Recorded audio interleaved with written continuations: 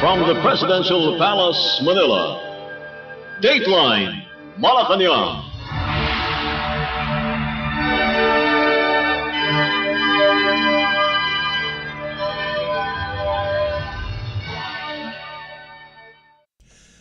Good day. This is Dateline Malacañang. Philippine President Ferdinand R. Marcos Jr. on Thursday said it is now time for former Negros Oriental Representative Arnolfo Teves Jr.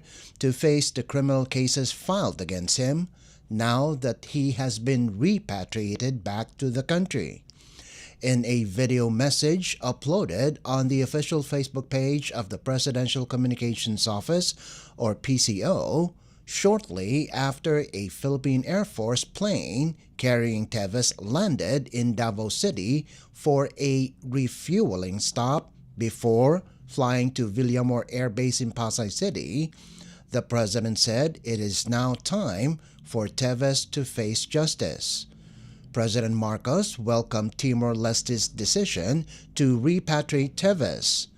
The chief executive noted that he was first informed of the development by Timor-Leste Prime Minister Sanana Gusmao during the recently concluded 46th Association of Southeast Asian Nations, or ASEAN Summit in Kuala Lumpur, Malaysia. Teves is facing multiple criminal charges, including the high-profile assassination of former Negros Oriental Governor Roel Degamo in 2023 and other murder cases in 2019. In another video from PCO, Teves was informed that he was under arrest by virtue of a warrant issued by Manila Regional Trial Court, or RTC, in September of 2023 for 10 counts of murder, 12 counts of frustrated murder, and 4 counts of attempted murder. In 2024, the Dumaguete RTC also issued an arrest order against Teves for murder, illegal possession of explosives, illegal possession of firearms, and for violating the Terrorism Financing, Prevention and Suppression Act.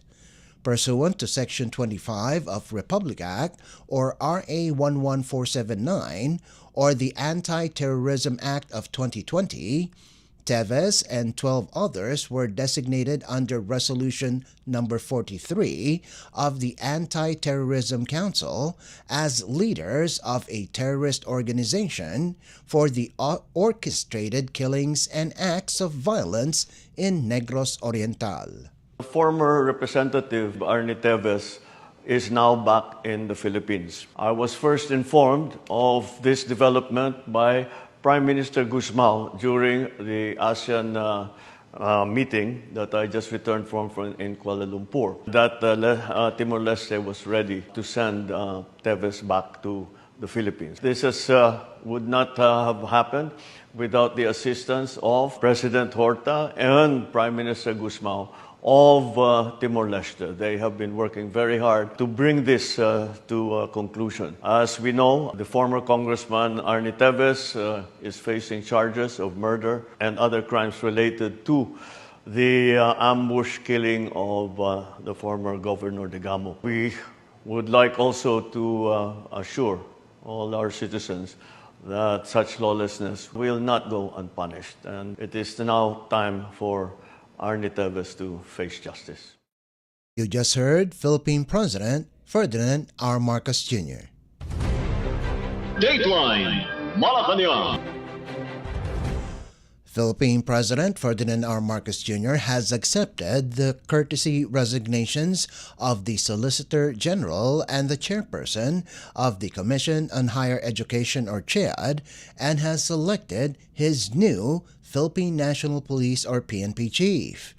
In a Palace press briefing Thursday, Executive Secretary Lucas Bersamin announced that seasoned lawyer and academic Darlene Marie Berberabe will take over as the new Solicitor General. Currently serving as Dean of the University of the Philippines College of Law, Berberabe will replace Minardo Guevara, who previously served as Justice Secretary under the Duterte administration. Berberabe also served as Chief Executive Officer of the Pag-ibig Fund. The Executive Secretary also announced that the President accepted the courtesy resignation of CHED Chairperson Prospero de Vera III. De Vera would be replaced by CHED Commissioner Shirley Agrupis, a former president of the Mariano Marcos State University in Ilocos Norte Province. Appointed as CHED Commissioner in 2016, De Vera became officer in charge of the agency in January of 2018 and was officially appointed as chairperson in October of 2018 by then-President Rodrigo Duterte. He was reappointed by President Marcos in 2022. Bersamin said the leadership change in CHED would provide the agency a fresh start. Meanwhile, Executive Secretary Bersamin said President Marcos has chosen Criminal Investigation and Detection Group Director Major General Nicolas Torre III to be the next PNP chief. According to Bersamin, the turnover of command will take place on June 2nd. Torre will replace outgoing PNP Chief General Romel Marbil, who is set to retire on June 7th. A member of the Philippine National Police Academy or PNPA Tagapagpatupad class of 1993, Torre also served as the director of the Quezon City Police District or QCPD and the Davao Regional Police Office, where he led the successful arrest of Kingdom of Jesus Christ or KOJC leader Pastor Apollo Quiboloy after a 16-day extensive police operation. He also led the arrest of former President Rodrigo Duterte and his turnover to the International Criminal Court or ICC in The Hague, the Netherlands, amid the investigation of the alleged crime against humanity in the country during the implementation of his drug war. Torre will reach the mandatory retirement age of 56 on March 11, 2027. He will be the 31st PNP chief and the 4th under the Marcos administration. The following officials have been informed that their resignations have been accepted. The first one, Solicitor General Bernardo I. Guevara. He is to be replaced by UP Law Dean Darlene Berberabe. Dean Berberabe will enter the service as the new Solicitor General. She took her oath this morning before the President on the strength of her broad experience as an academic and legal professional. She graduated summa cum laude in philosophy in the University of the Philippines and was the class salutatorian in 1999 of the UP College of Law. While she was a student, she already worked at the Kizumbing Torres law firm. She later joined Procter & Gamble as general counsel. In 2010, she assumed as the chief executive officer of the Pag-ibig Fund, and there she became known for her transformational leadership, good governance, integrity, and excellence. Her strong philosophy background will help her use the wisdom and the ethical leadership she has gained from deep reflection and rigorous study to competently perform her tasks as the Solicitor General. The second whose resignation is accepted is the resignation of CHED Chair J. Prospero E. de Vera III. She will be replaced by CHED Commissioner Shirley Agrupis. We are grateful for the service. No, there is another one that I will have to announce. The PNP Chief. The incoming PNP Chief is Police Major General Nicolas D. Torre III. The turnover of command will happen June 2nd.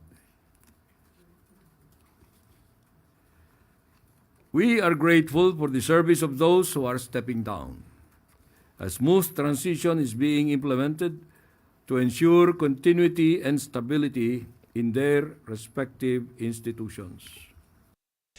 That was Executive Secretary Lucas Bersamin. Dateline Malacañang. Also on Thursday, Executive Secretary Lucas Bersamin said the ongoing rigorous performance review will also cover senior government officials. In a palace press briefing, Bersamin said President Ferdinand R. Marcos Jr.'s directive is to evaluate government performance not only at the cabinet level but across the entire bureaucracy. He said the president wants to go deeper into the government agencies, systems, and quality of public service being delivered on the ground. As part of the performance review, the heads of government-owned and controlled corporations, or GOCCs, were also directed to submit their courtesy resignations. Bersamin said President Marcos would not hesitate to make the necessary changes to keep the government moving forward. He lauded those who heeded the chief executive's directive to resign from their respective posts amid efforts to recalibrate the government. Bersamin assured a smooth transition to ensure continuity of services and stability in government. This process is part of a rigorous and ongoing evaluation of government performance, not only at the cabinet level, but across the entire bureaucracy. The President has been clear from the beginning. We are not just looking at the top levels. We are going deeper into the agencies, into the systems, and into the quality of public service being delivered on the ground. The people expect results, and the President has no patience for underperformance. In line with this, the President has also instructed the heads of government-owned and controlled corporations to submit their courtesy resignations.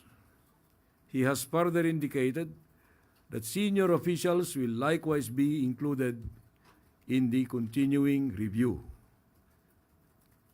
Each resignation accepted is based on a careful assessment of whether the standards set by the President for efficiency and leadership have been met. Some have delivered, others have not. That was Executive Secretary Lucas Bersamin. Dateline Malacañang. Executive Secretary Lucas Bersamin announced Thursday that Justice Secretary Jesus Crispin Remulla, Local Government Secretary John Vic Remulla, and Defense Secretary Gilberto Teodoro Jr. will continue to be part of President Ferdinand R. Marcos Jr.'s cabinet. Speaking to Palace reporters, Bersamin confirmed the news, stating that the President opted to keep the trio in their current positions to ensure the continued smooth operation of their respective departments. This move comes after President Marcos's directive for a cabinet revamp following the May 12 midterm elections, part of a broader push to enhance government efficiency and responsiveness. Bersamin explained that retaining the Remulla siblings and Teodoro would allow the government to maintain stability in crucial sectors such as justice, local governance, and national defense. Pressed further if President Marcos accepted the resignation of National Security Advisor Eduardo Año, Bersamin said he has not received any information on the matter. Sino sila? Si Secretary Boying Remulla and Secretary... declined yung resignation niyan. Sino pa? si Secretary John Vic Remulla. Declined din. How about the Secretary Año? I do not know yet because that is a personal thing for the president, security advisor yan. And I actually, that resignation letter was not coursed through me because it's a personal they have a personal thing dyan. Kung ayaw ni presidente tanggapin, it's up to him. How about Secretary Gubuchordoro po? Hindi rin. Gusto mo bang lamunin tayo, no?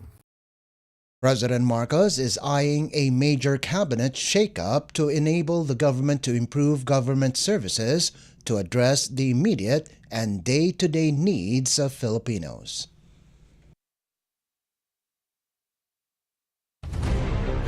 Dateline Malacañang. In other news Thursday, the Metropolitan Manila Development Authority, or MMDA, is seeking more dialogues with motorcycle rider groups, cyclists, and other mobility groups before issuing a resolution on the exclusive motorcycle and bicycle lanes in Epifanio de los Santos Avenue, or EDSA. In a press briefing in Malacañang, MMDA Traffic Discipline Office Head Victor Maria Nunez said, dialogue with motorcycle groups held on Wednesday showed they were divided on whether to keep or remove the exclusive motorcycle lane in EDSA. One rider party list representative, Raj Gutierrez, was against the motorcycle lane as it could allegedly affect motorcycle taxis and delivery services, while Motorcycle Philippines Federation, or MCPF President Arturo Santa Cruz, argued in favor of the policy to keep riders safe. Motorcycle groups have also suggested allowing motorcycles on bicycle lanes on EDSA's outermost lanes. He said bollards separating cyclists from the rest of the traffic on EDSA will need to be removed as part of the rebuild. However, he said cyclists and other mobility groups will also be asked to provide feedback and suggestions before any changes to EDSA's bicycle lanes are made. Kamiting naman ho namin yung mga motorcycle riders, groups, iba't ibang groups. Sinamahan din ho andun din ho si Kong Raj Gutierrez ng One Rider. So, ang estado nila, ayaw nila yung na iipon lamang sila sa isang lane. Kasi sabi nila, maraming maapektuhan ng mga riders na nasa TNVS, yung mga nagdi-deliver. So, maapektuhan naman daw po yung mga hanap buhay. Pero yung grupo po ni Sir Atoy Santa Cruz ng Motorcycle Association din po, they are in favor of that, na may designated exclusive motorcycle lane because sabi nila, hindi natin pwedeng i-compromise ang safety sa bilis para makauwi ka ng maaga. Kasi in 3 days sa paglunsad ho natin ng NCAP, nakita naman natin trending sa social media na sumusunod ho talaga. Hindi lang ang mga motorista, yung mga riders, but also the four-wheel vehicles, hindi ho sila sumasakop sa exclusive motorcycle lane sa Commonwealth. So, both parties po magbibigay din ho sina Kong Raj ng kanilang inputs, and yung mga motorcycle organization groups na hinarap po namin, magbibigay din ho sila ng inputs and suggestion. Pero ang stand ho nila, yung isang grupo ayaw nila ng may motorcycle lane, pero yung isang grupo ng motorcycle riders gusto nila because they are pro-safety daw po. So, yun lang. As part of preparations for the upcoming EDSA rebuild beginning June 13th, the MMDA announced several changes to EDSA's traffic policies, including the re-implementation of the exclusive motorcycle lane, the No Contact Apprehension Policy, or NCAP, and the EDSA exclusive odd-even coding scheme. The EDSA rebuild, scheduled for completion in 2027, will involve the construction of sturdier pavements, laying down asphalt, improving canals and waterways to address flooding, and building better sidewalks for pedestrians. Dateline Malacañang. One of the top producers of socialized housing in the country has committed more than 35,000 units to the government's Pambansang Pabahay para sa Pilipino Housing or 4PH program. This comes after newly appointed Department of Human Settlements and Urban Development or DHSUD Secretary Jose Ramon Aliling's announcement to include horizontal developments in the recalibrated housing program.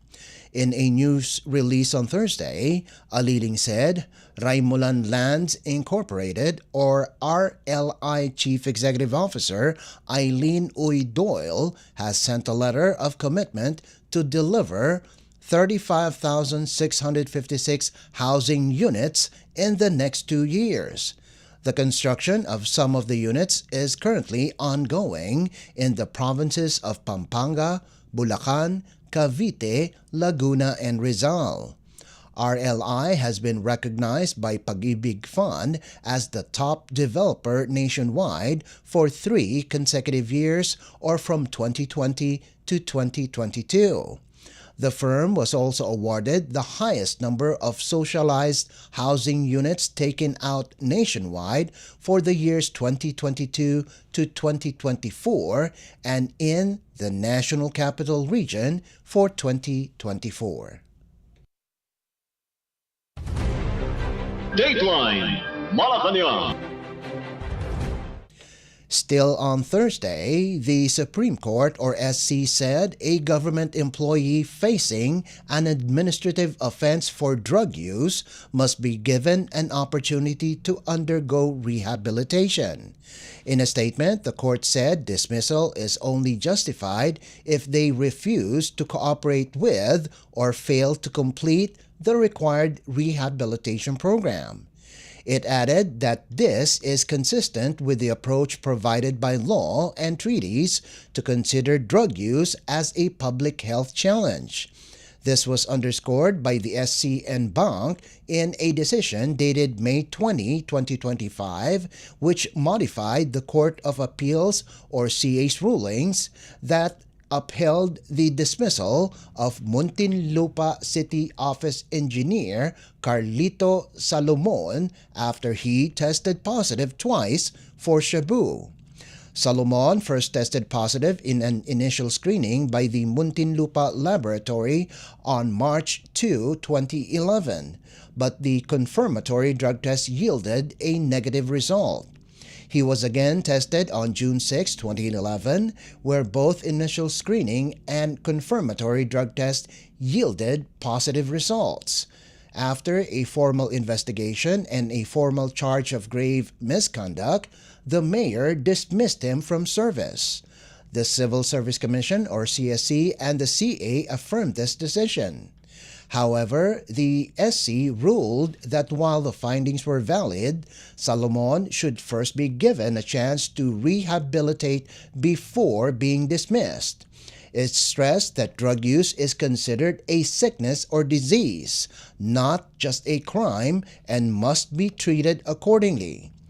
The SC and Republic Act No. 9165 or the Comprehensive Dangerous Drugs Act of 2002 requires the state to provide drug users with access to rehabilitation programs to help them recover and reintegrate into society. In Salomon's case, the SC said he should have been referred to a proper rehabilitation program instead of being dismissed right away. The SC ordered Salomon to take another drug test as nearly 14 years have passed since his last one. If he tests negative, the court said no treatment will be required and the CSC may already reconsider releasing his benefits and allowing him to return to government service. Dateline Malacañang. And finally, for our foreign exchange rates, according to the Bangko Sentral ng Pilipinas as of Thursday, May 29th, the United States dollar stands at 55 pesos and 57 cents. The Japanese yen at 38 centavos. Singaporean dollar at 43 pesos and 11 centavos, South Korean won at 4 centavos, and a Chinese yuan is at 7 pesos and 72 centavos. In other foreign currencies, the Hong Kong dollar is at 7 pesos and 9 centavos. The British pound is at 74 pesos and 87 centavos. 1 euro is equivalent to 62 pesos and 77 centavos. 40 pesos and 17 centavos for the Canadian dollar, while the Saudi Arabian rial has a value of 14 pesos and 81 centavos. Dateline Malacañang. And that concludes this edition of Dateline Malacañang. For Radio Pilipinas World Service, this is Leo Magpayo. Good day and stay safe. From the Presidential Palace, Manila, Dateline Malacañang.